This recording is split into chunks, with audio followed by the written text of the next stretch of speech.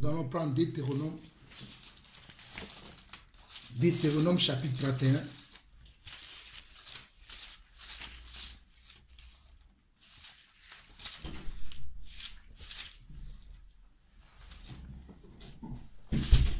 Deutéronome chapitre 31.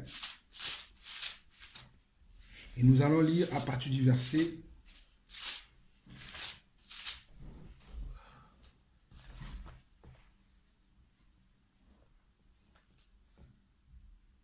Bon, nous allons prendre déjà à partir du verset 1, mais après on va sauter quelques versets.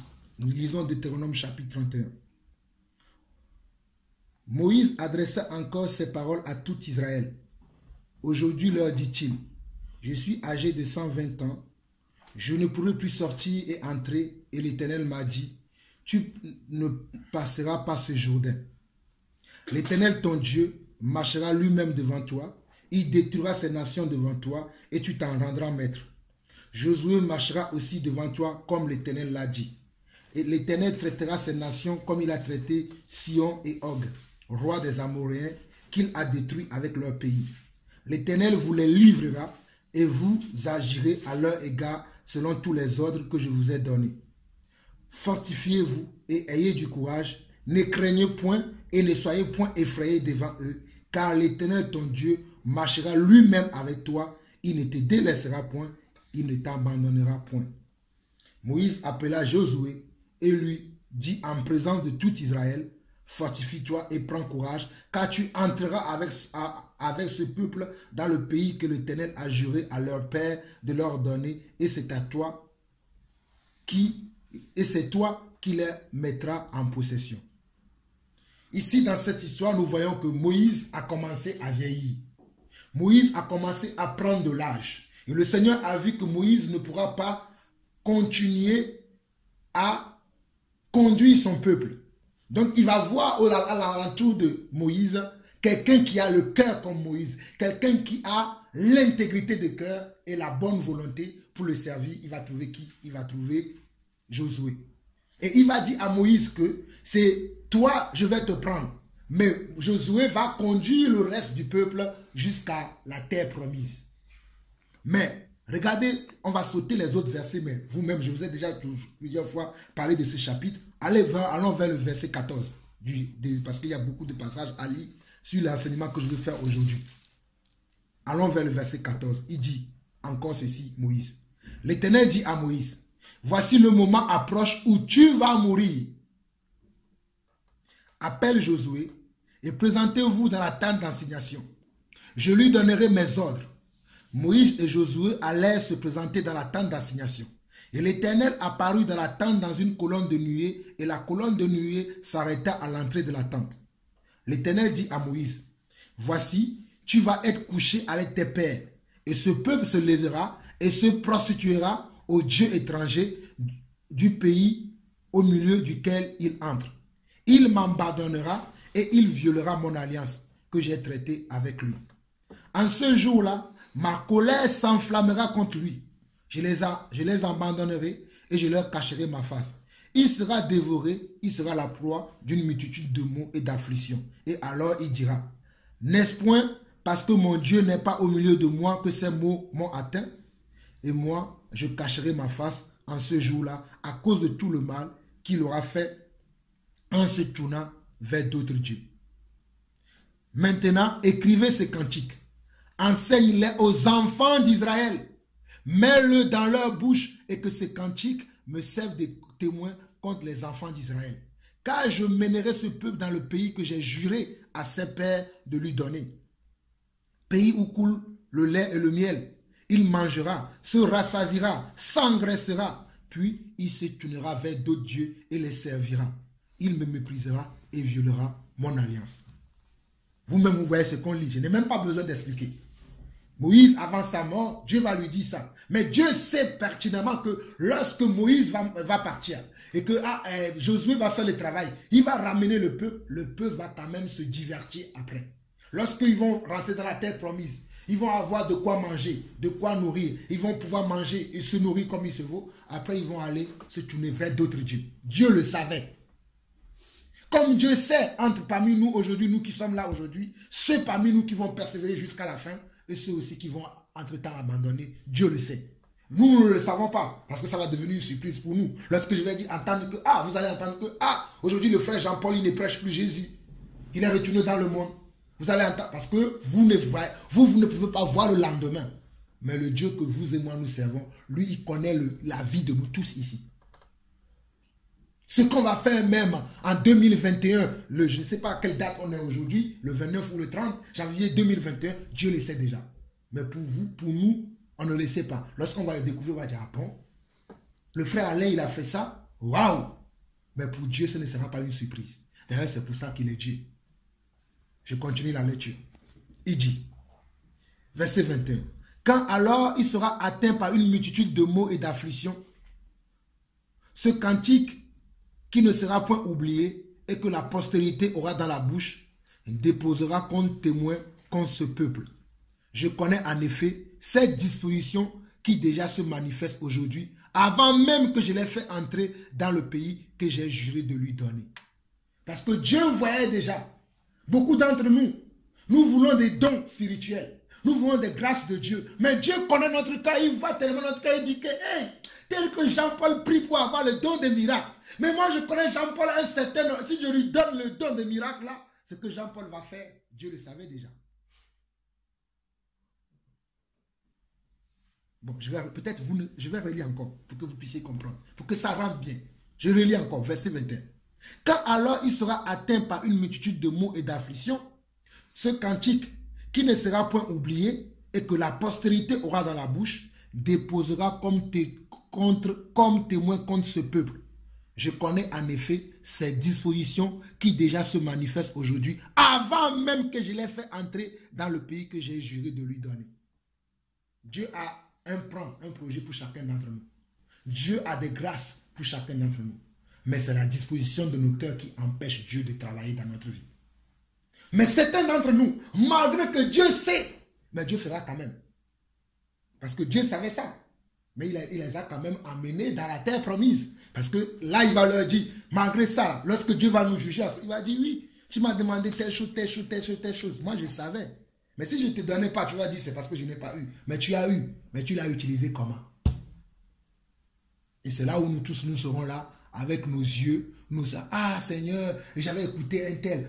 Seigneur, j'avais écouté ceci. C'est pour ça que j'insiste tout le temps que n'écoutons pas les gens, mais écoutons qui? Dieu. Parce que quand je vais aller devant le Seigneur, je ne vais pas dire parce que moi j'avais décidé de faire ça. Mais entre-temps, le frère Alain m'a dit non, il faut faire ceci, donc j'ai suivi le frère Alain. Non. Ok, nous continuons la lecture, vous allez comprendre. Verset 22. En ce jour-là, Moïse écrivit ce cantique et il enseigna aux enfants d'Israël. Remarquez que c'est le Seigneur qui a dit à Moïse de faire quoi? D'écrire toutes les paroles qu'il lui a dit, les choses qui vont se passer. Il lui a dit d'écrire cela comme un cantique, comme une chanson. Afin que le peuple puisse prendre connaissance de ces choses. Pour qu'ils ne disent pas après que non, ils ne savent pas, qu'ils n'étaient pas au courant. Non, Dieu a pris le temps de les avertir. Et Dieu prendra toujours le temps de nous avertir, nous aussi. Parce que Dieu n'est pas quelqu'un qui t'envoie au feu comme ça après. Non, il t'avertit. Il prend le temps de t'avertir d'abord. Pour dire quand tu vas aller là, il va avoir des choses, mais fais attention. Mais c'est nous qui ne prenons pas garde. Nous continuons. Verset 23.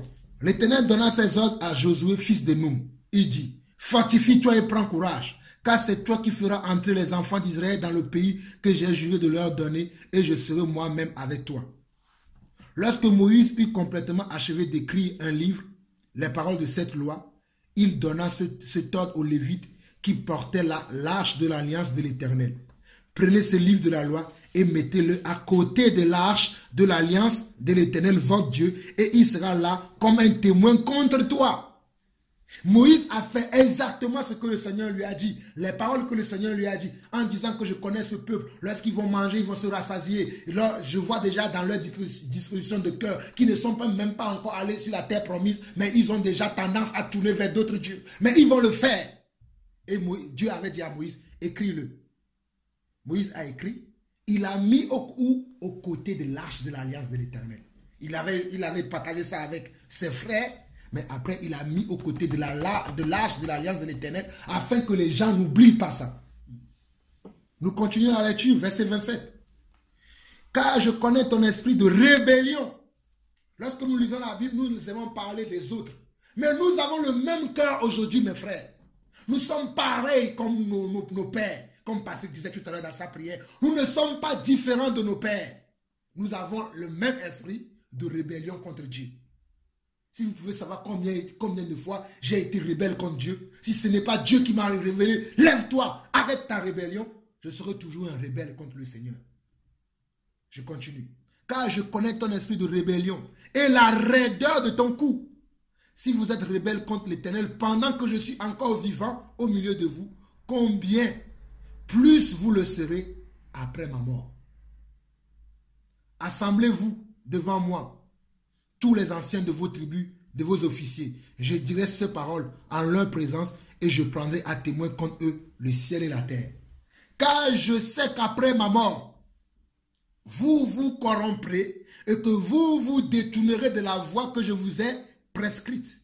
Et le malheur finira par vous atteindre quand vous ferez ce qui est mal aux yeux de l'Éternel, au point de l'irriter par l'œuvre de vos mains. Moïse prononça dans leur entier les paroles de ce cantique en présence de toute l'assemblée d'Israël. Donc Moïse avait été averti par le Seigneur de ce que ses frères vont faire et de ce que ses frères faisaient même de son vivant. Parce que de son vivant, ses frères n'avaient pas la même disposition de cœur que Moïse avait. Josué, lui, il avait la même disposition de cœur que Moïse. C'est pour ça que Dieu avait choisi Josué. Parce que nous avons vu ça précédemment, que lorsque Moïse allait sur la montagne, Josué était toujours avec lui. Josué était quelqu'un qui était toujours intéressé par les affaires de Dieu. Josué voulait connaître toujours ce que Moïse faisait. Josué était tout le temps attaché à Moïse parce que Josué a reconnu la grâce de Dieu dans la vie de Moïse.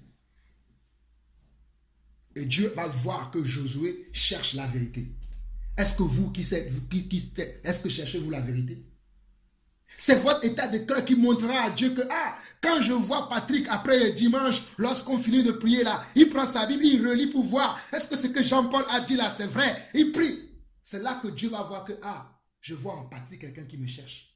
Mais si vous attendez uniquement le dimanche, oui, Jean-Paul va venir, il va nous dire, après on va partir, merci Seigneur, nous avons été éclairés. Dimanche prochain, Jean-Paul il vient, il parle. Vous ne cherchez pas Dieu. On cherche Dieu lorsque nous-mêmes tous les jours, nous allons à la source. Josué suivait Moïse partout. Parce qu'il voulait voir, il voulait comprendre. Parce qu'à l'époque de Josué, il n'y avait pas la Bible comme nous. Il fallait suivre les autres, qui eux, ils allaient parler. Mais vous et moi, nous ne sommes pas à l'époque de Josué. Nous avons la Bible. Nous avons tout ce qu'ils ont fait. Mais nous attendons toujours que quelqu'un d'autre vienne nous dire que, il est écrit ceci, il est écrit cela. C'est bien que quelqu'un vienne nous dire, mais nous-mêmes, que faisons-nous? Que faisons-nous nous-mêmes? Je continue. Et là, nous voyons ici que Moïse a tout dit, ce qui va se passer. Et c'est ce qui s'est passé. Allons dans Josué maintenant. Josué. On va lire le livre de Josué. Après, on va lire le livre de Juges. Je vais lire quelques passages dans Juges. Et c'est juste ce que je vais m'arrêter là aujourd'hui sur ce passage. Et si le Seigneur permet, la prochaine fois, on parlera toujours de... Avant que je parle de dons, il faut que je passe par tout ça là. Parce que je sais que quand je vais parler des dons, ça va être un enseignement très clair. Mais je pose toujours les fondements pour savoir quel est l'état de notre cœur. Nous voulons servir le Seigneur. Pourquoi? Nous voulons avoir des dons. Pourquoi? Nous voulons marcher avec Dieu. Pourquoi? Moi, je ne cherche pas à marcher avec Dieu pour impressionner mes parents. Il y a certains qui veulent servir Dieu parce qu'ils veulent impressionner leur frère. Mon frère, il a fait des vidéos. Mon frère, il parle de Dieu. Non, moi, je ne prêche pas pour ça. Je prêche parce que Dieu m'a convaincu qu'il est le chemin, la vérité et la vie. Je prêche parce que je sais que je n'ai pas le choix. C'est ma vie, c'est mon destin. Je me rappelle, je vous donnais souvent mon témoignage, que lorsque j'étais encore en Afrique, je disais au Seigneur, fais-moi venir en France, et lorsque tu me mettras en France, et que tu permettras que j'ai des papiers pour pouvoir vivre dans ce pays, je te donnerai toute ma vie. C'est ce que je suis en train de faire. Ça, c'est mon histoire. Mais mon histoire est différente de ton histoire à toi, Alain. Il est différent de l'histoire à Patrick. Mais toujours est-il qu'ensemble, nous devons marcher pour une même cause. Quelle est la cause? Le royaume de Dieu. Peut-être on va marcher différemment. Mais on va marcher toujours pour une même cause qui est le royaume de Dieu. La manière dont Moïse avait marché, ce n'est pas la manière dont Josué a marché, même si quelquefois on voit une similitude, mais ils étaient tous différents avec leur personnalité. On continue, nous sommes maintenant dans Josué chapitre 1. Josué chapitre 1.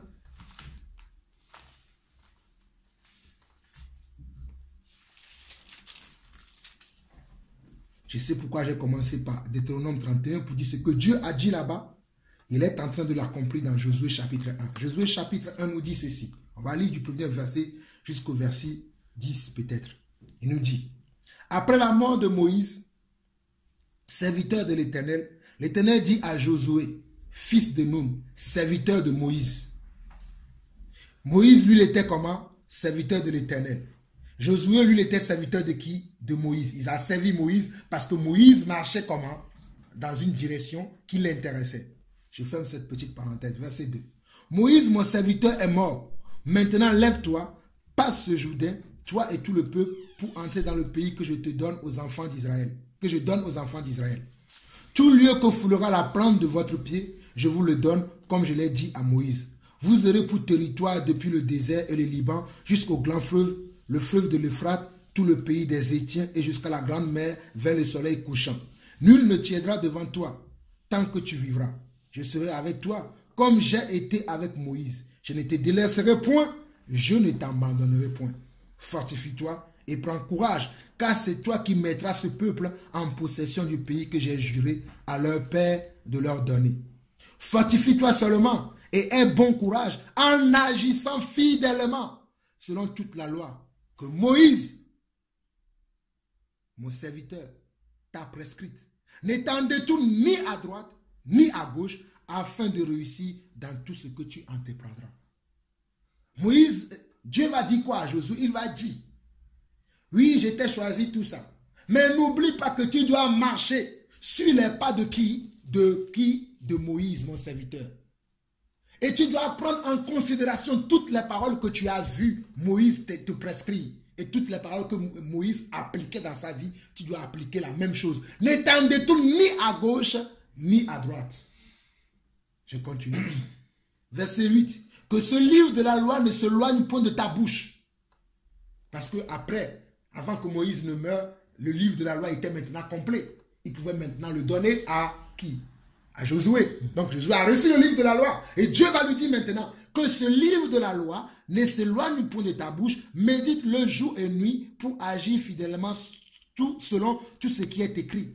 Car c'est alors que tu auras du succès dans tes entreprises. C'est alors que tu réussiras. Bon. Il y a tellement beaucoup de choses maintenant à lire pour voir si est-ce que Dieu a dit à Moïse et Dieu a dit à Josué. Est-ce que Josué l'a fait? Mais si vous voyez le verset 2, le chapitre 2 jusqu'au chapitre 7, Josué a fait tout ce que Dieu lui a dit. Et il a toujours eu du succès dans tout ce qu'il faisait.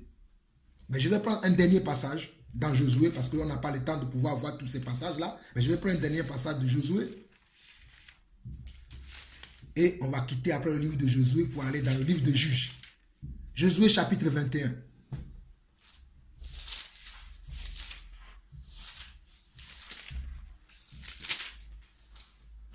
Bon, on va perdre tout le temps. Allons directement dans Josué chapitre 24.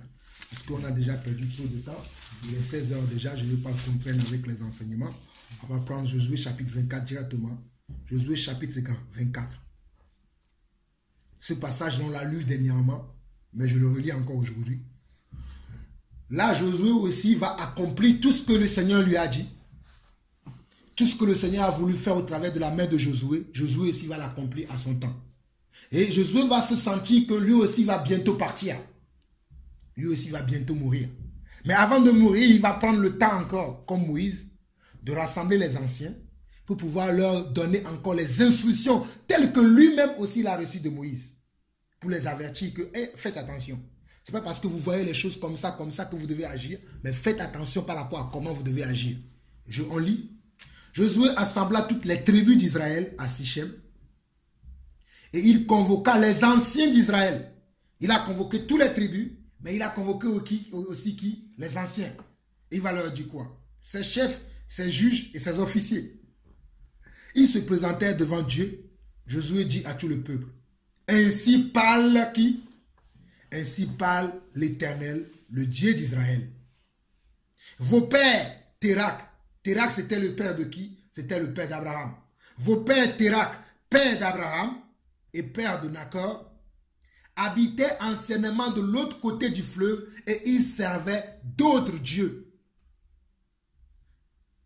Même si nous savons, selon la généalogie de Térak, qu'il est descendu de Noé, entre-temps ils avaient perdu la foi, ils étaient des païens comme vous et moi. Bon, je continue. Ils servaient d'autres dieux.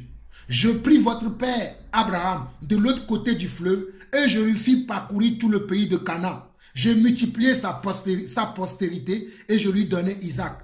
Je donnai à Isaac Jacob et Ésaü. Je donnai en propriété à Ésaü la montagne de Séhir. Mais Jacob et ses fils descendirent en Égypte. Vous connaissez l'histoire comment Jacob et ses fils sont retrouvés en Égypte. Parce que c'était Joseph qui a été vendu par ses frères. Et il s'est retrouvé comment?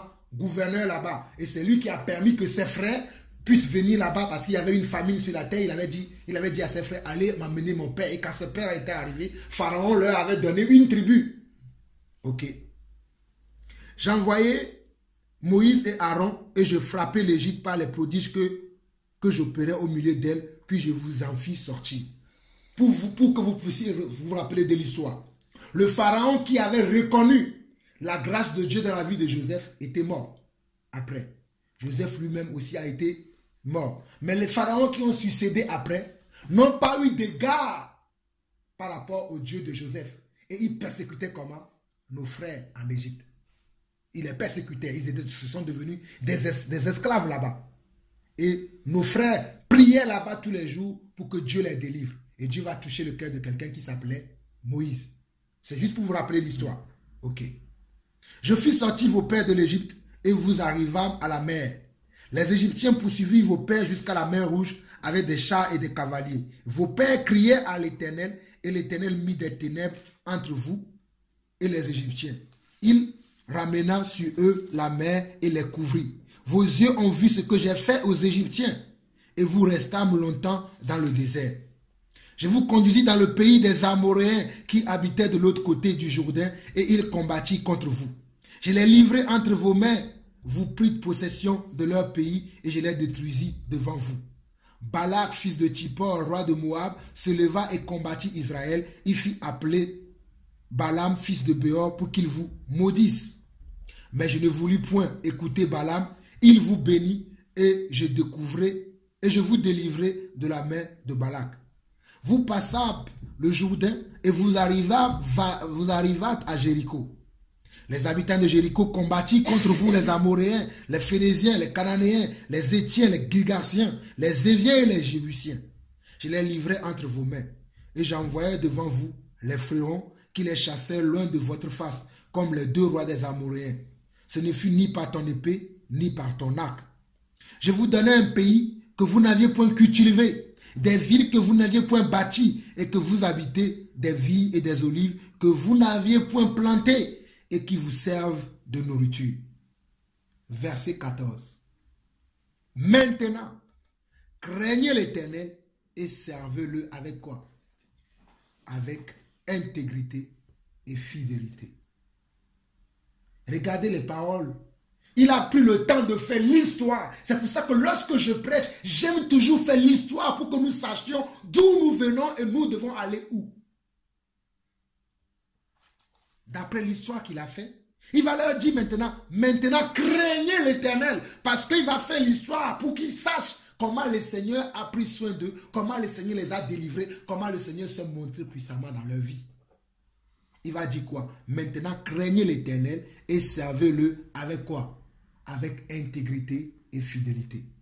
Est-ce que nous aujourd'hui sommes-nous intègres avec le Seigneur? L'intégrité veut dire ne pas tourner ni à gauche ni à droite. Ce que Dieu dit, c'est ce que tu fais. Est-ce que nous faisons ça aujourd'hui? Sommes-nous fidèles à Dieu?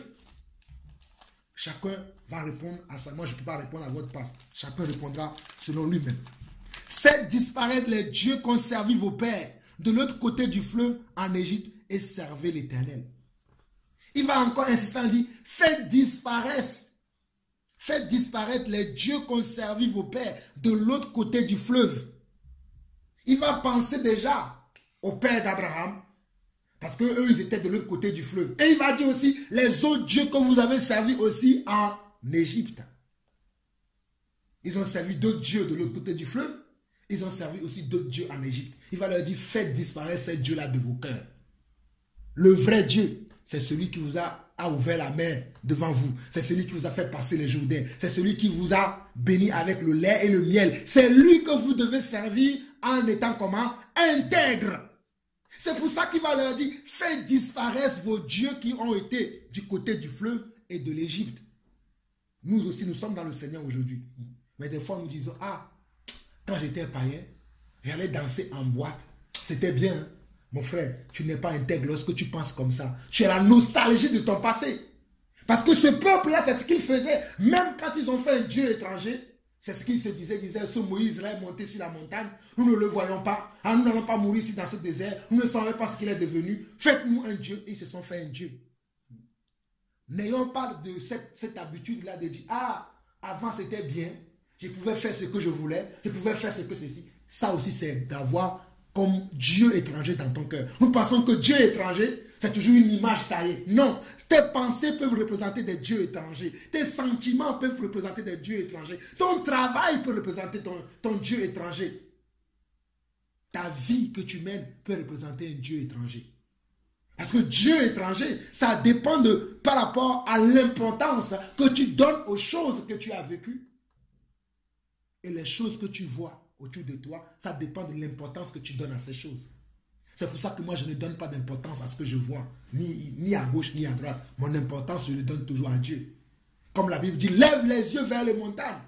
D'où te viendra le secours? Et le secours vient de l'Éternel. Donc moi, mes yeux sont toujours vers la montagne. Même si je ne cherche pas le secours, moi, mes yeux sont toujours vers la montagne. Parce que je sais que c'est la montagne qui est la maison de Dieu. C'est là où Dieu siège. C'est là où Dieu parle. Donc je vais écouter tout le temps. Qu'est-ce que Dieu dit? Oh, quand Dieu est sur la montagne aujourd'hui, qu'est-ce qu'il est en train de me dire?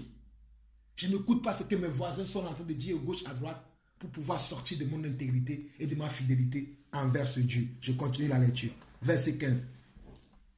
Et si vous ne trouvez pas bon de servir l'Éternel, choisissez aujourd'hui qui vous voulez servir, ou les dieux que servaient vos pères, au-delà du fleuve, ou les dieux des Amoréens dans le pays desquels vous habitez. Moi et ma maison, nous servirons l'Éternel. Rappelez-vous que lorsque Moïse aussi est parti sur la montagne, à la dernière fois je disais dans l'enseignement quand on avait fait, j'avais parlé de 30 jours. Non, Moïse est parti sur la montagne 40 jours, il a fait 40 jours. Et il a fait 2 fois d'ailleurs. Donc ça fait 80 jours. Ça m'est revenu parce que quand j'ai écouté l'enseignement, je me suis dit, ah, j'ai dit 30 jours. C'est une faute de... Bon, bref. Lorsque Moïse aussi tardait et que le peuple se sont assemblés pour faire leur Dieu, lorsque Moïse est descendu, si vous connaissez bien l'histoire, je ne vais pas revenir en arrière, Moïse aussi va dire au peuple, ceux qui sont pour qui? Ceux qui sont pour Dieu, qui viennent à mes côtés. Vous connaissez cette histoire-là. Et puis après, les autres sont partis. Ils ont tué beaucoup. Ce jour-là, beaucoup sont morts. La même chose Josué fait ici. Il va leur dire, choisissez aujourd'hui qui vous voulez servir. Si vous voulez servir les dieux de vos pères, qui ont des mains, mais qui ne peuvent pas parler. Qui ont des mains, mais qui ne peuvent pas toucher. Qui ont des bouches qui ne peuvent pas parler. C'est juste un exemple. Les dieux des Amoréens, parmi les peuples dans lesquels vous vivez, mais choisissez. Mais moi, Josué et ma maison, nous servirons l'Éternel. Est-ce que vous et moi aujourd'hui, nous avons fait ce choix de Josué? Que moi et ma maison, moi je le dis, même mes enfants peuvent vous le dire. Chaque jour je leur dis ça. Je dis, mes amis, mes enfants, nous, la famille Lawson, on est condamnés à servir le Seigneur. Car le Seigneur est le vrai Dieu que nous devons servir. Même si nous devons être dehors, sous la neige, sous la pluie, nous servirons toujours le Seigneur. Mes enfants, ils ne sont pas encore grands. Mon premier fils, il va avoir 9 ans cette année. Mon deuxième, il va avoir 6 ans cette année. Et Emmanuel, il va avoir 4 ans. Shalom, il va avoir 3 ans. Mais déjà, à cet âge-là, je leur dis ça tous les jours. Parce que je ne sais pas quel jour je mourrai. Et n'oubliez pas que Moïse avait dit que cette parole de la loi Dites-le à vos enfants. Dans le pays, vous êtes, même si vous partez en voyage. Je vois les gens, lorsqu'ils sont dans les problèmes, ils pensent à Dieu. Mais une fois qu'ils ne sont plus dans les problèmes, ils oublient, ils ne parlent même pas de Dieu à leurs enfants. Mais moi, je me sers de la Bible pour voir qu'est-ce que mes pères, ils ont fait. Et je vois que Moïse, il avait l'habitude, il avait même dit à ses frères que vous devez enseigner ces paroles même à vos enfants. Même lorsque vous partirez en voyage, vous leur direz quelle est notre histoire. Dernièrement, je disais que j'étais juif. Ça avait choqué certains frères. Mais je suis juif, mes frères. Je ne suis pas né juif, mais j'ai été adopté à la racine. J'ai été adopté. La racine, c'est Jésus-Christ. Mais les vraies branches, ce sont les Juifs, les Hébreux, qui sont en Israël aujourd'hui. Mais nous tous qui croyons aujourd'hui, qui sont en Égypte, qui sont en Angola, qui sont en Côte d'Ivoire, qui sont au Togo, qui sont au Cameroun, qui sont aux États-Unis, qui sont au Canada, qui sont en Belgique, nous sommes tous maintenant des Juifs qui ont été comment? Adoptés. Dieu nous a adoptés à la racine nourricière. Et c'est ce que nous sommes. Mais est-ce que dans notre cœur, nous avons cette décision de Josué qui dit, moi et ma maison, nous servirons l'Éternel. Allez voir ce que le peuple a répondu. Le peuple répondit et dit, loin de nous la pensée d'abandonner l'Éternel et de servir d'autres dieux. Car l'Éternel est notre Dieu. C'est lui qui nous a fait sortir du pays d'Égypte, de la maison de servitude. Nous et nos pères, c'est lui qui a opéré sous nos yeux ces grands prodiges et qui nous a gardés pendant toute la route que nous avons suivie et parmi tous les peuples au milieu desquels nous avons passé. Il a chassé devant nous tous les peuples et les Amoréens qui habitaient ce pays. Nous aussi, nous servirons l'Éternel car il est notre Dieu. Moi, Josué a attendu ça, mais Josué ne s'est pas arrêté. Regardez ce que Josué va dire encore. Josué dit au peuple, vous n'aurez pas la force de servir l'Éternel. Des fois, il y a un frère qui a l'habitude de me dire, Jean-Paul, tu dis des choses, après tu dis d'autres choses pour nous décourager. Non, mes frères, je suis l'exemple de ceux qui m'ont précédé. Josué dit quoi? Vous n'aurez pas la force de servir l'Éternel, car c'est un Dieu qui est comment? Saint. C'est un Dieu jaloux, il ne pardonnera point vos transgressions et vos péchés. Lorsque vous abandonnerez l'Éternel et que vous servirez des dieux étrangers, il reviendra vous faire du mal et il vous consumera après vous avoir fait du bien. Le peuple dit à Josué, non, car nous servirons l'Éternel. On a lu ça, mes frères? Ok. Quittons maintenant le livre de Josué, on n'a pas le temps. Allons maintenant voir le livre de Juges pour voir si ce que le peuple a dit, s'ils l'ont fait ou pas. Et nous allons finir aujourd'hui dans le livre de Juges concernant notre histoire.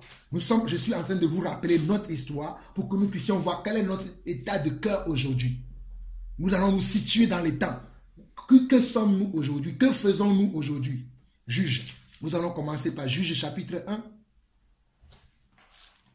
Et je vais finir, comme j'ai dit tout à l'heure, dans le livre de Juges. Il nous reste 2, 3, quelques versets à lire. Nous allons nous arrêter là. Et si vous avez l'occasion vous-même, réalisez. Mes frères, je partage tout le temps avec vous. Et des fois, vous avez dit, je vous dis, si vous avez l'occasion de lire, parce que moi, je fais ça tout le temps. Pour comment? Pour me rappeler ce que je dois comprendre de la parole du Seigneur. Dans le monde, lorsque tu apprends un métier, dans le monde, lorsque tu as fait une formation, quelques années plus tard, dans certaines entreprises, on revient pour recycler les gens. Si ça fait 10 ans après, on revient, on dit, bon, ces personnes qui ont été électroniciens, il y a un nouveau concept, on vient, on leur refait une nouvelle formation pour voir s'ils n'ont pas oublié les bases. Moi, j'ai fait la formation de, comment on appelle ça, premier secours, secourisme. C'est premier secours, que je ne sais pas si c'est ça qu'on appelle. Ce que tu as fait dernièrement, là, Nadine. Premier secours. Et je me rappelle que je l'ai fait dans une entreprise. Je l'ai fait déjà dans ma formation. Lorsque je faisais mon CAP de logistique, je l'ai fait. Lorsque je travaillais, je l'ai fait en entreprise. Mais tous les ans, lorsque je vais, j'ai même la citation qu'on m'a fait. Hein, mais quand je vais dans une entreprise, on me dit non, mais tu as fait ça il y a longtemps. On va refaire pour voir si tu te rappelles toujours des mêmes gestes que tu dois faire lorsqu'il y a quelqu'un en danger. C'est la même chose que nous devons faire en parole. Il faut toujours se le lire pour se rappeler de notre histoire, de ce que nous devons faire. Que celui qui a des oreilles pour entendre, entende. Juge chapitre 1. Après la mort de Josué, les enfants d'Israël consultèrent l'Éternel en disant, qui de nous montera le premier contre les Cananéens pour les attaquer?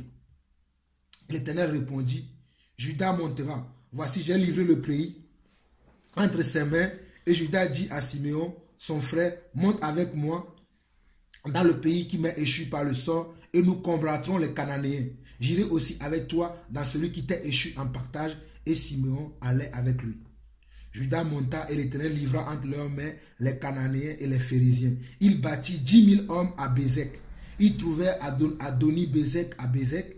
Il l'attaquait et il battit les Cananéens et les Phérésiens. Adoni-Bézek qui prit la fuite, mais il le poursuivit et le saisit et il lui coupait les pouces des mains et des pieds. Adoni-Bézek dit, 70 rois ayant les pouces des mains et des pieds coupés ramassaient les miens sous ma table. Dieu me rend ce que j'ai fait. On l'amena à Jérusalem et il mourut. Donc on voit que là Josué est mort. Que le peuple a commencé à suivre encore la marche de Dieu. Mais est-ce qu'ils vont continuer jusqu'à la fin? C'est ce vers quoi je vous envoie. On va sauter maintenant le chapitre 1. On va au chapitre 2.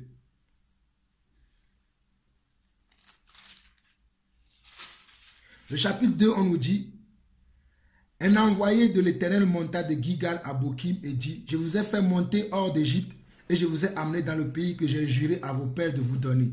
J'ai dit, jamais je ne romprai mon alliance avec vous et vous ne traiterez point alliance avec les habitants de ce pays. Vous renverserez leurs autels, mais vous n'avez point obéi à ma voix. Pourquoi avez-vous fait cela? Josué est mort. On a lu un chapitre après, le deuxième chapitre, on voit déjà que le peuple n'a plus continué à suivre la voie de Dieu. Je relis encore du premier verset.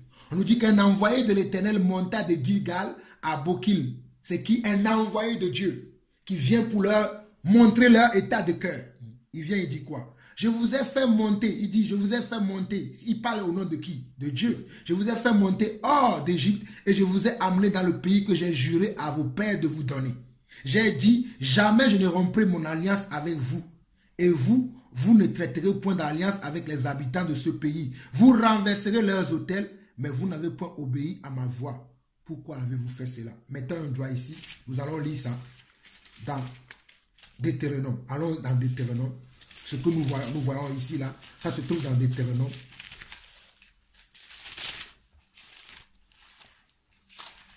Je voulais finir dans le livre du juge, mais Dieu me met à cœur qu'on lit ça. Voilà, Deutéronome chapitre 7. Pour que vous sachiez que ce que Moïse a écrit à Josué, il ne l'a pas inventé, c'est Dieu qui le lui a dit, et lui-même il avait pris le temps de l'enseigner au peuple. Deutéronome chapitre 7. Là c'est Moïse qui parle. L'Éternel, lorsque l'Éternel ton Dieu t'aura fait entrer dans le pays dont tu vas prendre possession, et qu'il chassera devant toi beaucoup de nations, les Hétiens, les Gigarciens, les Amoréens, les Cananéens, les Phérésiens, les Éviens et les Jébusiens, 7 nations plus nombreuses et plus puissantes que toi, lorsque l'Éternel ton Dieu te les aura livrées et que tu les auras battues, tu les dévoueras par interdit et tu ne traiteras point alliance avec elles et tu ne leur feras point grâce. Et tu ne leur feras comment point? Grâce. Point grâce. Tu ne contracteras point de mariage avec ces peuples. Tu ne donneras point leurs filles à tes fils et tu ne prendras pas leurs filles et tu ne prendras point leurs filles à leurs fils et tu ne prendras point leurs filles pour tes fils, car ils détourneront de moi tes fils qui serviraient d'autres dieux et la colère de l'Éternel s'enflammera contre vous. Ils le détruiraient promptement. Voici au contraire comment vous agirez à leur égard. Vous renverserez leurs autels, vous briserez leurs statues, vous abattrez leurs idoles et vous brûlerez au feu leurs images taillées. Car tu es un peuple saint pour l'Éternel ton Dieu. L'Éternel ton Dieu t'a choisi pour que tu sois un peuple qui lui appartienne en tous les peuples qui sont sur la face de la terre. Mes frères, savez-vous que Dieu nous a choisis, vous et moi, que nous soyons un peuple saint, que je sois au Togo, que je sois en France, que je sois au Canada, que je sois en Belgique, que je sois à New York, que je sois à Los Angeles, je dois toujours manifester quoi? La sainteté de Dieu. Alléluia. Si je vois un autel devant moi, je dois être capable de dire que non, l'autel, ça, ce n'est pas Dieu. C'est ce que Dieu leur dit ici. Ok, revenons maintenant dans Josué. Dans Juge. Et dans Juge plutôt. Merci ma soeur. Juge, chapitre 2. On nous dit qu'un envoyé de l'Éternel monta de Gigal à Bokim et dit, je vous ai fait monter hors d'Égypte et je vous ai amené dans le pays que j'ai juré à vos pères de vous donner. J'ai dit, jamais je ne romprai mon alliance avec vous et vous ne traiterez point alliance avec les habitants de ce pays. Vous renverserez leurs autels, mais vous n'avez point obéi à ma voix. Pourquoi avez-vous fait cela? Mes frères, si chacun d'entre nous peut aller en lui-même, comme j'ai dit tout à l'heure, que nous devons nous examiner pour voir si nous avons fait des choses contre le Seigneur. C'est un travail personnel. Moi, je l'ai fait. Et il s'est trouvé dans mon cœur que toutes mes voies ne s'étaient pas droites devant le Seigneur. Verset 3. J'ai dit, je ne les chasserai point devant vous, mais ils seront à vos côtés et leurs dieux vous seront un piège. Lorsque l'envoyé de l'Éternel eut dit ces paroles à tous les enfants d'Israël, le peuple éleva la voix et pleura. C'est là où ils ont vu leur péché. On dit, lorsque les enfants d'Israël ont entendu cela, ils se sont souvenus que Moïse les avait prévenus. Ils se sont souvenus que Josué les avait prévenus. Comprenez-vous pourquoi j'ai pris Deutéronome 31 et qu'après j'ai pris Josué pour vous lire ça? Parce que Moïse les avait prévenus. Et je fais la même chose aujourd'hui. Je vous préviens, mes frères. Moïse les avait prévenus. Josué les avait prévenus. Mais ils ont quand même fait ce que l'Éternel leur avait défendu de faire. Des fois, quand nous lisons ces histoires, on dit, oh non, le peuple là, le peuple. Mais nous sommes pareils comme eux. Nous avons le même cœur. Nous avons les mêmes pensées. Suivre Dieu, un Dieu qui est saint, c'est quelque chose qui est difficile pour nous. Mais mes frères, c'est possible. Tout dépend de notre décision. Tout dépend de comment nous voulons. Parce que Josué a dit, moi et ma maison, nous servirons l'Éternel. Et de son vivant, lui et sa maison, ils ont servi l'Éternel. Parce que c'est une décision qu'il faut prendre. C'est une décision irrévocable qu'il faut prendre. Ce n'est pas ici, il ne suffit pas de chanter, avoir des moments de frisson.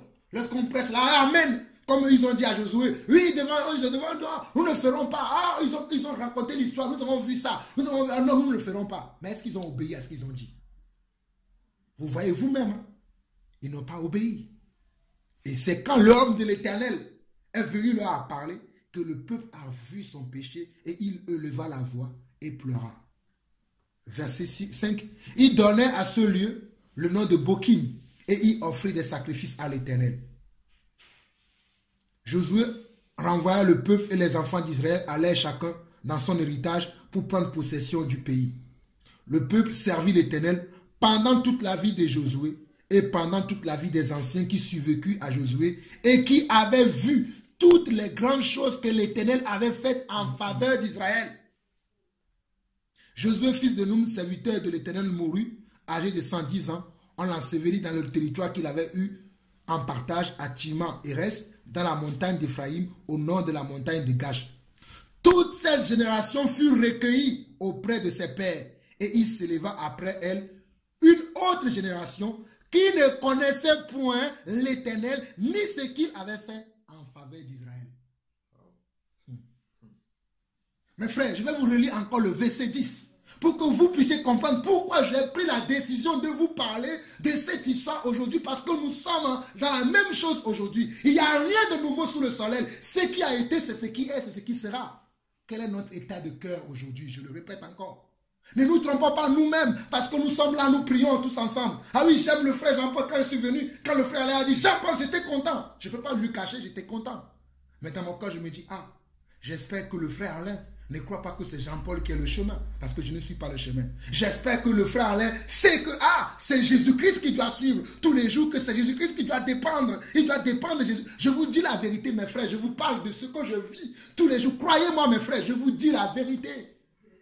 Parce qu'aujourd'hui, les hommes, au lieu de croire en celui qui sauve, ils vont croire aux hommes. Et si les hommes trébuchent, eux aussi vont trébucher. Mes frères, je ne souhaite pas cela pour vous. Cherchez Dieu véritablement pendant que Dieu se trouve encore.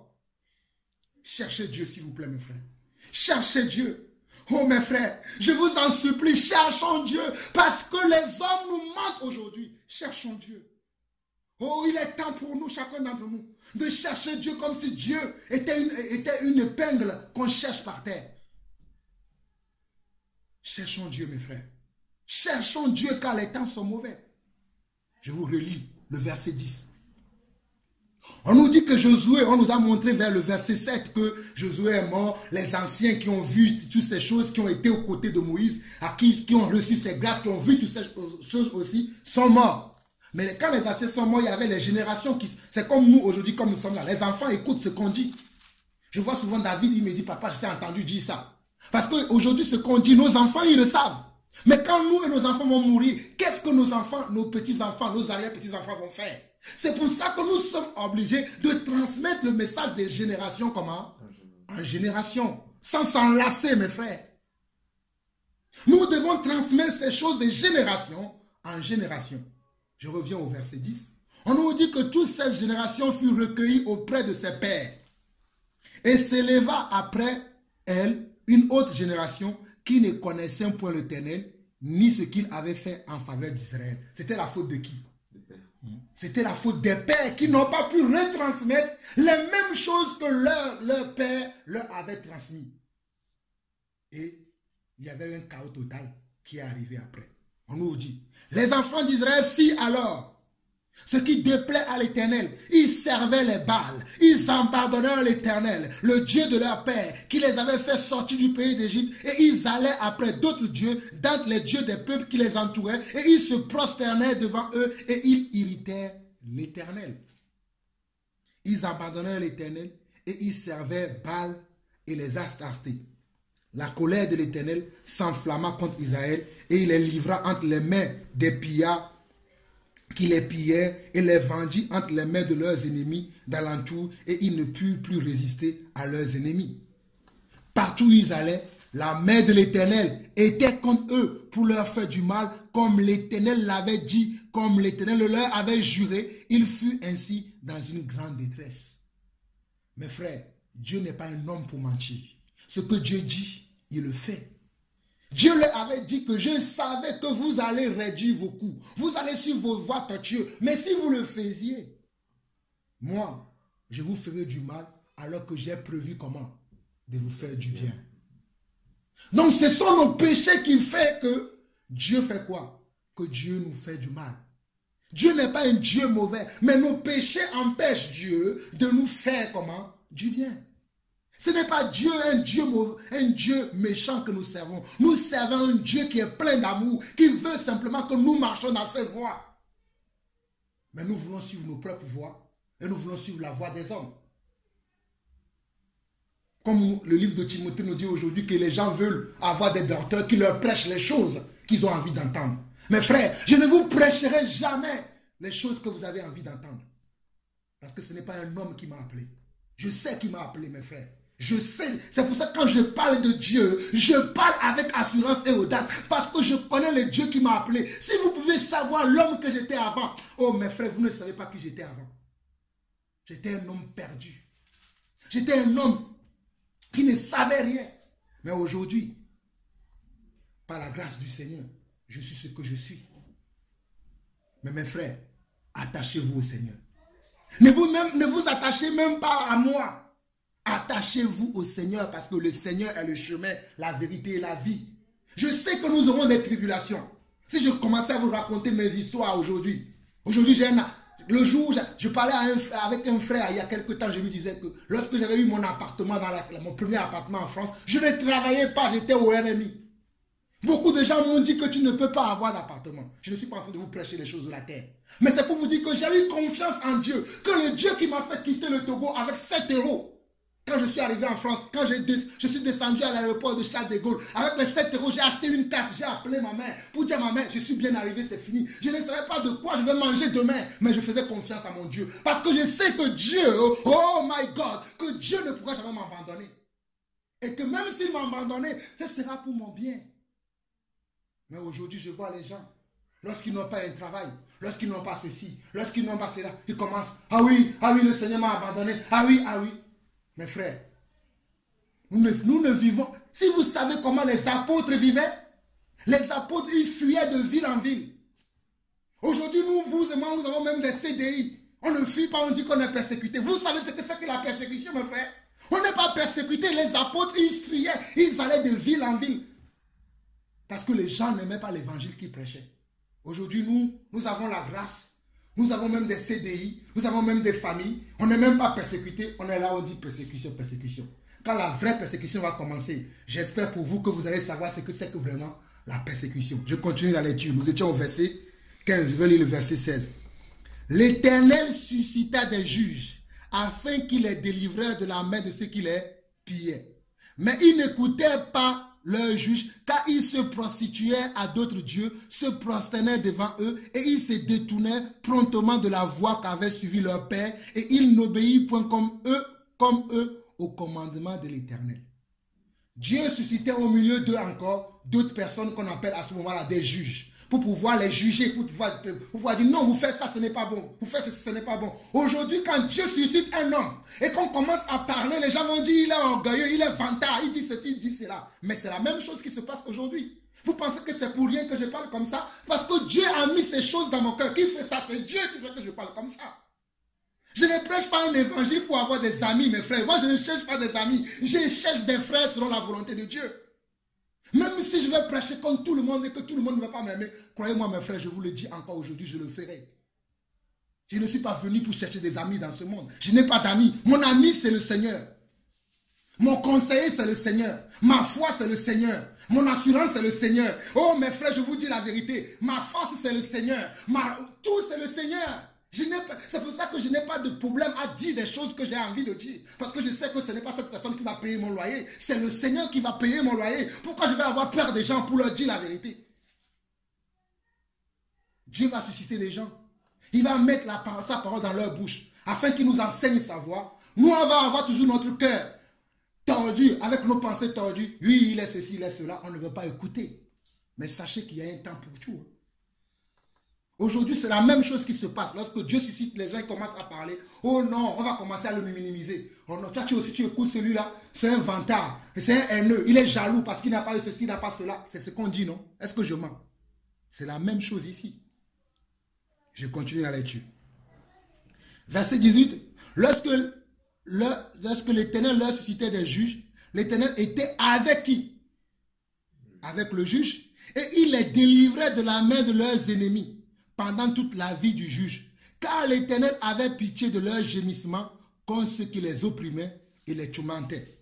Mais à la mort du juge, ils se corrompaient de nouveau plus que leur père. Oh my God. Lorsque la personne que Dieu va susciter pour les délivrer va mourir encore, ils vont faire quoi? Ils vont retourner toujours à leurs anciennes choses, à leurs anciennes vies. Comme tu vois quelqu'un aujourd'hui, tu commences à l'enseigner. Cette personne commence à grandir dans le Seigneur. Il va tomber sur les gens, je ne sais pas où. On va commencer, il va dire non, toi tu dis n'importe quoi, il va aller faire les choses qu'il faisait avant. Parce qu'il n'a pas pris le temps de comprendre pourquoi tu parlais de ces choses-là. Verset 19. Mais à la mort du juge, on a lu ça déjà, verset 20.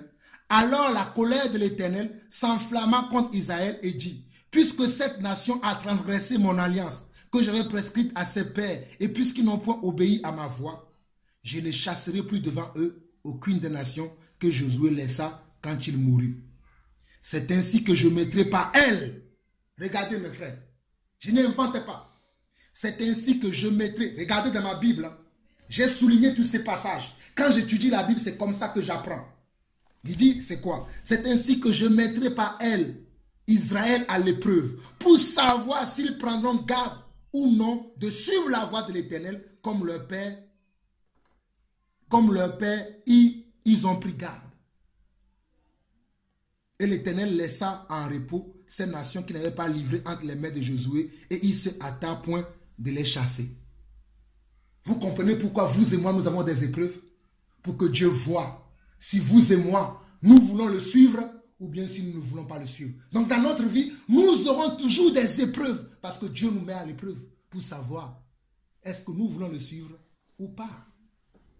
C'est écrit noir sur blanc. C'est ainsi que je mettrai par elle, Israël à l'épreuve. Par quoi? Par leur fausseté, par leur manque de foi, manque d'endurance, manque de persévérance. Je vais voir s'ils veulent me suivre vraiment. J'ai trop fait grâce. Maintenant, je ne vais plus faire grâce. Je vais laisser les choses arriver comme ça. Si le mal doit arriver, si on doit te chasser de ton travail, je vais laisser on te chasse pour voir si malgré si on te chasse de ton travail, est-ce que toi tu vas continuer à me glorifier? Mes frères, je peux vous assurer, j'ai été chassé plusieurs fois des endroits où je n'avais rien à manger. Mais mes frères, j'ai toujours prié le Seigneur. Et Dieu a toujours donné. C'est des choses que je ne peux pas dire, il faut le vivre vous-même. Combien de fois on ne m'a pas fermé des portes dans ce pays? Mais je continue à vivre, non? Combien de fois on ne m'a pas dit que j'étais fou? Mais je continue à être sage pour certains et à être fou pour d'autres. Parce que Dieu, l'esprit que Dieu nous a donné, Dieu ne nous a pas donné un esprit selon le monde, pour qu'on parle comme le monde, pour qu'on agisse comme le monde. Dieu nous a donné un esprit au contraire, qui est dans ce monde. Ceux qui veulent plaire aux hommes de ce monde, notre esprit va toujours les déranger. Nos paroles vont toujours les déranger. Mais ceux qui connaissent vraiment leur Dieu, ils vont sentir que, ah, celui-là, il est différent. Lorsque Moïse avait envoyé Josué et Caleb pour aller voir sur la terre promise, pour aller espionner la terre promise, ils étaient nombreux. Mais parmi eux, Josué et Caleb, malgré qu'ils ont vu des géants là-bas, ils sont venus dire à Moïse que nous avons vu la terre, nous avons vu des géants, mais nous savons que nous pouvons comment? Les vaincre. Parce qu'ils savaient en quel Dieu ils croyaient. Mais les autres, ils avaient peur, ils ont dit non, nous avons vu les jours, nous étions des petits à leurs yeux. Oh mes frères, je ne suis pas petit devant les yeux de quelqu'un. Je suis l'enfant de Dieu, car en Jean chapitre 1, il est écrit qu'à tous ceux qui l'ont reçu, il leur a donné le pouvoir de devenir enfant de Dieu, et je suis enfant de Dieu. Pourquoi je vais avoir peur? Un enfant de Dieu ne marche pas dans la peur. Un enfant de Dieu marche dans l'assurance. Un enfant de Dieu parle avec assurance. Un enfant de Dieu, même si on le gifle, il dit Amen, Jésus est Seigneur. Un enfant de Dieu, même s'il est au chômage, il dit Jésus est Seigneur. Un enfant de Dieu, même s'il vit sans enfant, il dit Jésus est Seigneur. Même s'il vit dans les célibataires, il dit Jésus est Seigneur. Mais aujourd'hui, oh Seigneur, pourquoi tu m'as... Non, Dieu veut savoir si tu l'aimes vraiment. C'est ce que Dieu dit. C'est ainsi que je mettrai par elle Israël à l'épreuve pour savoir s'ils prendront garde ou non de suivre la voie de l'Éternel, comme leur père, ils ont pris garde. Et si vous lisez la suite, vous allez voir que plusieurs juges venaient. Jusqu'à Samson, dans ce livre de juges. Et même quand Samson est arrivé, Samson a fait beaucoup de choses. Et cela venait aussi de l'Éternel. Il y a plusieurs juges qui sont arrivés. Je vous en conjure, cette semaine, j'ai relu encore le livre de juges. Et j'ai été fortement béni de savoir l'histoire de mes pères. Et je vous en conjure, lisez ces livres-là, au lieu d'être là et de regarder les gens qui n'ont rien à faire, qui sont là à amuser la galerie avec leurs enseignements à deux francs là. Suivez vraiment la parole de Dieu, vous allez comprendre. Moi, je ne suis pas là tout le temps pour suivre ces choses-là. Des fois, j'écoute pour savoir ce qui se passe dans le monde. Mais je suis toujours attaché à ma Bible. Mes frères, je vais finir par là. Dans le monde, il y a plusieurs livres. Mais il n'y a que la Bible que je sais, j'ai vu dans 2 pays. Le pays Ghana, le Ghana, lorsqu'on élit un président, avant que le président ne prenne fonction, il va prendre la Bible dans sa main droite. Il va dire, je le jure par la Bible que ces fonctions de président-là, je vais le mener parce que la Bible est la vérité. Il y a un autre pays qui est aussi les États-Unis d'Amérique. Et eux aussi, la même chose, le président. Même dernièrement, quand ce président qui a été élu, malgré les gens, ce que les gens font là-bas, il a aussi pris la Bible, il a dit, je ferai. C'est pour vous dire quoi? Que nous avons tout dans la Bible. Il n'y a aucun livre sur cette terre que je vois les gens prennent pour jurer. Bon, il y a aussi dans le code dans ceux qui font les études d'avocat, ils ont aussi le code pénal. Lorsqu'il devient avocat, ils prennent le livre du code pénal. Et c'est avec le livre du code pénal qu'ils jurent, qu'ils vont faire leur métier avec dévouement, tout ça. Mais bon, ça c'est le code pénal. Mais le seul livre qui n'a rien à voir avec les institutions dans ce monde, c'est la Bible. Mais que je vois que les hommes d'État vont prendre pour utiliser, même le code pénal, les lois qui sont dans le code pénal ont été tirées de la Bible, si vous ne savez pas. Donc la Bible est le seul livre. Le code pénal n'a pas été tiré du Coran. Il est tiré de la Bible, si vous ne savez pas. Donc la Bible est la vérité. Je vous en conjure, mes frères, de vous attacher à cet livre. Au lieu de vous attacher à des hommes qui disent n'importe quoi aujourd'hui, attachez-vous fortement à la Bible parce que notre vie en dépend. Notre foi en dépend. Notre succès en dépend. Notre affermissement en dépend. Et prenez courage, même si des fois vous ne comprenez pas. Relisez encore. Combien de fois je n'ai pas le livre de Juges, je l'ai terminé la semaine dernière. Cette semaine, je l'ai encore relu. Parce que je veux comprendre. Je veux comprendre pourquoi les choses se passent comme ça. Et croyez-moi, j'ai compris beaucoup de choses en réalisant ces livres-là. Et c'est là où j'ai compris que nous ne sommes pas mieux que nos pères. Parce que nos cœurs ne sont pas toujours totalement à Dieu. Une fois on a le cœur, mais dès qu'il trouve une civilisation, on abandonne un peu, on revient, on regarde un peu dans le monde, comment je vais faire pour faire les choses. Une fois, après on revient un peu dans le Seigneur. Non, Dieu n'aime pas le mélange. Soit tu es avec Dieu, soit tu n'aimes pas avec Dieu. C'est pour ça que je vous ai parlé de Moïse. Moïse a dit au peuple, ok, vous voulez faire votre Dieu, choisissez maintenant. Si vous voulez choisir avec votre Dieu que vous avez fabriqué avec la main, ou si vous voulez suivre mon Dieu. Les gens ont décidé. À l'époque de Josué, Josué aussi a dit pareil. Est-ce que vous voulez choisir les dieux que vos pères ont servis de l'autre côté du fleuve en Égypte, ou vous voulez servir le vrai Dieu qui nous a délivrés de l'Égypte? Mais moi et ma maison, nous servirons qui? L'Éternel. Jésus lui-même, il a dit la même chose lorsqu'il était encore sur terre. Il a dit, moi et le Père, nous sommes un. Jésus a dit ça, il a dit, moi et le Père, nous sommes un. Nous ne chasserons pas, nous ne mettrons pas dehors celui qui viendra à nous. Aujourd'hui, nous suivons qui? Nous allons choisir des hommes. Nous allons choisir les idéologies. Il y a une chose qui m'énerve dans le monde aujourd'hui, ou bien dans le monde des chrétiens. Je vais voir les gens. Oh non, moi je ne suis pas d'accord avec le frère Jean-Paul. Je ne suis pas d'accord. On pense que l'église est devenue maintenant une partie politique. Tu essaies un peu la gauche. Si ça ne marche pas, tu vas à la droite. Si la droite ne marche pas, tu vas au centre. Si le centre ne vient pas, tu vas à la gauche extrémiste. Ce n'est pas ça. C'est pour ça que j'ai pris la peine de vous citer 2 Corinthiens chapitre 13, verset 8 aujourd'hui. Que nous n'avons pas de vérité, nous n'avons pas de puissance contre la vérité. Nous en avons que pour la vérité. Soit nous acceptons la vérité, soit nous décidons délibérément, bon, nous ne voulons pas la vérité. Mais si nous voulons la vérité, marchons selon la vérité, sans regarder ni à gauche, ni à droite, parce que c'est ce que Dieu avait dit, comment? À Josué, lorsqu'il avait choisi, il a dit, ne regarde pas ni à gauche, ni à droite, mais fais exactement ce que Moïse t'a prescrit selon la loi. Aujourd'hui, nous sommes dans la grâce de Dieu, selon l'alliance nouvelle, mais cette alliance aussi ne nous permet pas de faire tout et de dire tout. Il nous permet aussi de marcher selon la parole, d'agir selon la parole, de faire les choses selon la parole, de marcher selon la parole, de regarder nos frères selon la parole, pas selon les apparences. Ah oui, lui je ne l'aime pas parce que lui c'est un Africain, lui je ne l'aime pas parce que lui c'est un Européen. Dans le Seigneur aujourd'hui, il y a même le racisme. Il y a plein de choses qu'on voit aujourd'hui dans l'église qui ne sont pas vraies. Je vois les gens aujourd'hui, là, nous sommes en train de parler. D'ailleurs, quand je parlais avec le frère, là, on nous dit de faire l'évangélisation. Je vois les gens, ils font des prospectus.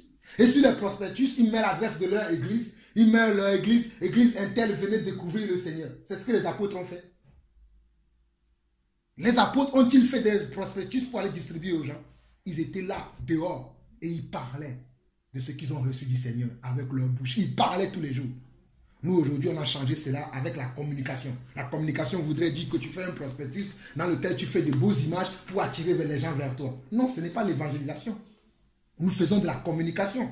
Je vois les gens, ils appellent. Ah, comme quand j'étais à l'église, il y avait un service qu'on appelle appel téléphonique. On appelait les gens. Quand tu appelles quelqu'un, tu lui dis, tu commences à poser des questions. Tu connais le Seigneur. Si tu ne connais pas le Seigneur, viens dans notre église. Dans notre église, tu sais, il y a un département qui s'occupe de l'assistanat, un département qui s'occupe du travail, un département qui s'occupe du mariage. Si tu n'es pas marié, tu auras des gens qui vont te conseiller. Tu vas te marier. Si tu cherches un travail, il y a des gens qui vont te conseiller. Tu vas trouver un travail. Ça, ce n'est pas de l'évangélisation. Alors que lorsque les apôtres sortaient, ils disaient quoi? Repentez-vous car le royaume des cieux est proche. Repentez-vous de vos péchés. Jésus-Christ est le chemin, la vérité et la vie. C'est lui seul qui peut vous sauver. C'est ce que les apôtres disaient. Mais nous, aujourd'hui, quand on évangélise, on dit quoi? On a des prospectus. Et tout ce qu'on a... Je connais même des gens, au moins nous, on parle, on distribue des Bibles, on distribue des tracts dans lesquels on ne parle que de la Bible. Je connais même des gens, ils ne parlent même pas. Ils sortent et leur but, c'est de distribuer des prospectus à tout le monde. Quelle est la différence entre ces gens et l'église? Je me rappelle qu'un jour, je disais ça. Des frères ont été choqués, ils m'ont dit, mais Jean-Paul, attends, tu es archaïque, on ne peut pas retourner faire ce que les apôtres, le monde a évolué. Non. Dieu est le même hier, aujourd'hui et éternellement. Dieu n'a pas évolué. Si nous n'utilisons pas les mêmes moyens que les apôtres ont utilisés, nous n'aurons jamais du succès. Certes, nous allons avoir un semblant de succès, mais ce ne sera pas quoi?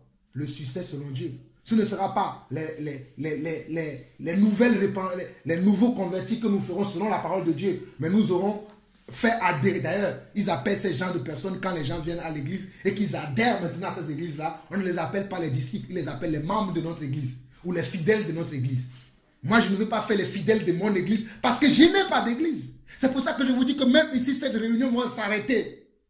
Et vous-même, il va falloir que vous dépendez de qui? De Dieu. Que d'appeler Jean-Paul. Ah, qu'est-ce qu'on doit faire aujourd'hui? Jean-Paul n'est pas le chemin, la vérité et la vie. C'est lui seul qui est le chemin, la vérité et la vie. Que celui qui a des oreilles pour entendre, entend ce que l'Esprit dit à son église. Amen. Amen. Seigneur mon Dieu, je te bénis, je te glorifie, je te dis merci encore pour cette occasion que tu m'as permis encore de pouvoir retracer un peu l'histoire de nos pères que tu as sauvés, à commencer par mon père dans la foi, Abraham, mon père Isaac, Jacob, Joseph. Seigneur, c'est au travers d'eux que tu nous as enseigné la foi.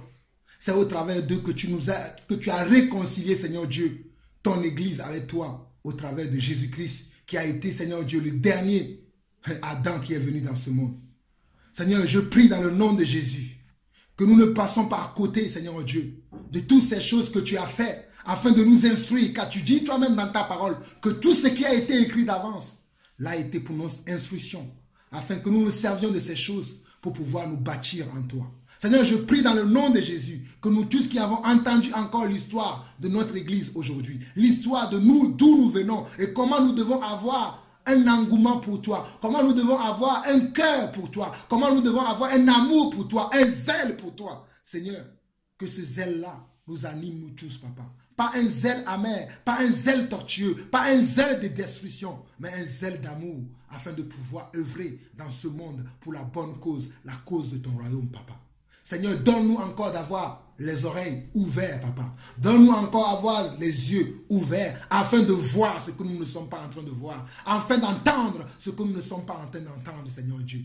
Oh Seigneur, fais tomber les écailles de nos yeux, papa. Car tu dis dans ta parole que c'est que lorsque les cœurs se convertissent à Jésus-Christ, que le voile saute de nos vies, papa. Que toute voile, Seigneur Dieu, qui est encore dans nos vies, saute aujourd'hui. Que la voile culturelle qui est encore dans nos vies, saute aujourd'hui. Que les voiles religieuses qui sont encore dans nos vies, sautent aujourd'hui. Que les voiles de l'incrédulité qui sont encore dans nos vies, sautent aujourd'hui. Que les voiles, Seigneur Dieu, du manque, oh papa, de foi, sautent aujourd'hui. Oh, s'il te plaît, mon Dieu, mon roi. Fais-moi grâce, papa. Fais grâce à mes frères ici présents avec moi. Fais grâce à mes soeurs ici présents avec moi. Fais grâce à nos enfants. Fais grâce à nos petits-enfants. Fais grâce à nos arrière-petits-enfants. Fais grâce à toute génération, Seigneur Dieu, qui viendra après nous. Car nous avons compris, Seigneur Dieu, ce à quoi tu nous appelles, papa. Seigneur, montre à chacun d'entre nous, Seigneur, ce à quoi tu nous appelles dans ton plan, afin que, Seigneur Dieu, nous ne nous asseyons pas sur nos acquis pour dire que nous connaissons sans rien faire de nos connaissances, mais plutôt que nous mettons en pratique ces connaissances. Si nous devons aider quelqu'un, que nous puissions aider ces quelqu'un. Si nous devons parler à des gens, que nous parlions à des gens. Si nous devons soutenir quelqu'un, que nous puissions soutenir ces personnes, selon, Seigneur Dieu, la grâce que tu as fait à chacun d'entre nous, papa. Ô Père éternel, merci encore pour ce moment que tu as permis afin que je puisse partager avec mes frères. Seigneur, dans le nom de Jésus, toi qui es le Dieu puissant qui révèle même les choses cachées à tous tes enfants. Seigneur, je prie que tu révèles à mes frères ici les choses que moi je n'ai pas pu voir, mais que toi tu connais, qui peut les aider à grandir encore dans la foi, à grandir encore dans ta connaissance. Révèle ces choses à mes frères, afin qu'ils ne soient pas trompés par qui que ce soit, mais qu'ils puissent marcher avec toi tous les jours de leur vie, jusqu'à la fin de leur vie. Dans le nom puissant de Jésus-Christ, j'ai ainsi prié. Amen. Amen. Si quelqu'un d'autre veut encore prier, ou a une question ou quelque chose, vous avez la parole.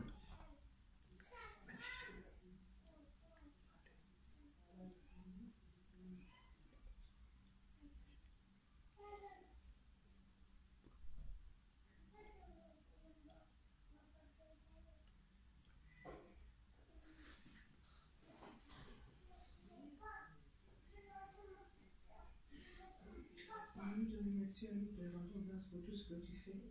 Oh Père, nous avons entendu tes paroles qui a été ton serviteur, Seigneur. Maintenant que nous disons, Seigneur, à te connaître mieux, Seigneur, afin que nous ne nous détournons pas de ta parole. Oh Seigneur, protège notre vie et nos familles, même tous ceux qui ne sont pas avec nous, qui sont dans nos pays, qui sont éloignés de nous, Seigneur. Il faut les faire grâce, même si ça tarde, il faut qu'ils soient sauvés, Seigneur. Oh Dieu. protège-nous chaque fois. Et guide-nous à te servir, Seigneur. Tu as donné à chacun de nous des dons, Seigneur. Afin que, Seigneur, fais tout afin que chacun puisse manifester le don que tu as donné. Mais Seigneur, toute chose est dans tes mains, Seigneur. Mais guide-nous, fortifie-nous, Seigneur, afin que nous ne puissions pas se détourner de ta parole et que nous soyons toujours en relation avec toi, Seigneur. C'est toi seul qui peut nous guider, c'est toi seul qui peut nous suivre. Car tu es notre Père, Seigneur. Il n'y a personne d'autre que toi. C'est toi que nous voulons suivre. Nous ne voulons pas suivre quelqu'un d'autre. Mais c'est toi que nous voulons suivre, Seigneur. Remplis-nous de ta parole. Remplis-nous de ta puissance, Seigneur. De ta connaissance, Papa. Ouvre nos cœurs afin que nous puissions rester dans ta parole. Pour ne pas que nous soyons détournés de ta parole. Pour ne pas retourner encore en arrière, Seigneur. Mais nous voulons aller devant, Papa. Nous voulons aller devant et parler de toi. Même dans nos services, partout où nous nous trouvons, dans nos familles, à nos enfants, partout où nous nous trouvons, nous puissions parler de toi, Seigneur, témoigner de toi. Oh Seigneur, je te remercie pour tout ce que tu fais. Je te remercie pour nos frères et sœurs. Je te remercie pour cette maison qui nous reçoit tous les jours, Seigneur, tous les dimanches, Papa. Je te remercie, oh Dieu. Mais Seigneur, bénis aussi cette famille et bénis la famille de notre frère qui nous enseigne la parole. Bénis sa femme, ses enfants. Oh Seigneur, et tous les frères qui ne sont pas là, Seigneur. Bénis-les et bénis toutes les nations.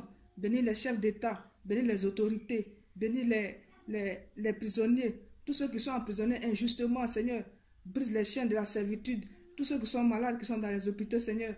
Guéris-les. Tous ceux qui invoquent ton Saint-Nom, qui sont dans les hôpitaux, guéris-les, Seigneur. Tous les frères et sœurs qui sont persécutés dans le monde entier, Seigneur, ils t'appartiennent.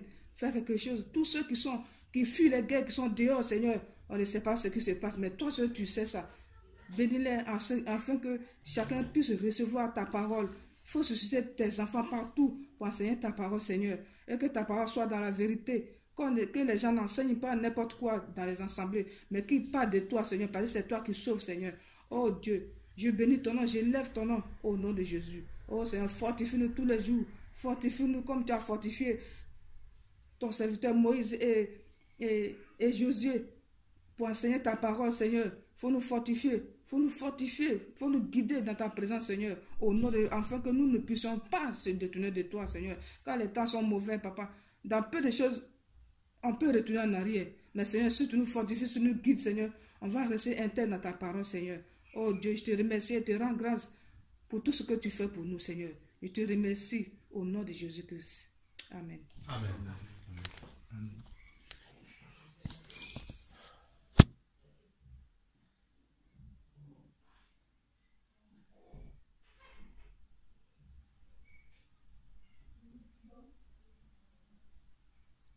Il n'y a que toi, Seigneur, il n'y a que toi.